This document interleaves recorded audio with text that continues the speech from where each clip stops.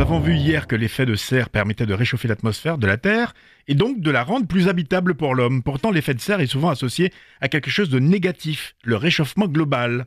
Bonjour Fly, oui, on va savoir, on va vous expliquer pourquoi.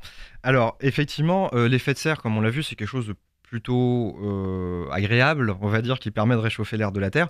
Par contre, quand il y en a trop et qu'on réchauffe trop l'atmosphère de la Terre, c'est pas forcément terrible non plus. Et c'est aujourd'hui cette augmentation de l'effet de serre qui cause le réchauffement climatique.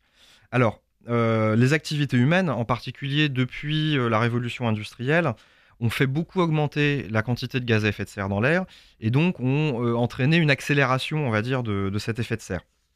Et la température de la Terre, en moyenne, est en train de monter. Et en fait, ce sont toutes les conséquences de cette augmentation de la température qu'on appelle le réchauffement global et qui, là, pour le coup, sont pas forcément des conséquences toujours très positives.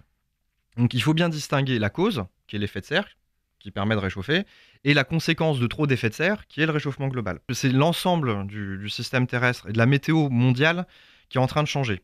Alors la température moyenne, mais du coup tout ce qui va avec, en termes de précipitations, de régime des pluies, les catastrophes naturelles de type météo, qui risquent d'augmenter dans les années à venir. Les gens, les tempêtes, les inondations. Oui.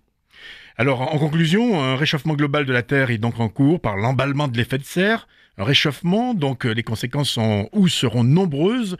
Cette augmentation de l'effet de serre est donc liée à l'activité humaine ? Alors, il y a eu débat pendant longtemps, on se souviendra peut-être d'ailleurs des prises de position de notre ancien ministre de la Recherche à l'époque. Mais oui, aujourd'hui, on est à peu près certain que le réchauffement actuel, celui qu'on connaît là en ce moment, est quand même lié aux activités humaines. Et d'ailleurs, on verra demain en quoi c'est lié. Demain, d'ailleurs, on retrouvera Benjamin avec cette question. Est-ce que l'homme est responsable du changement climatique ?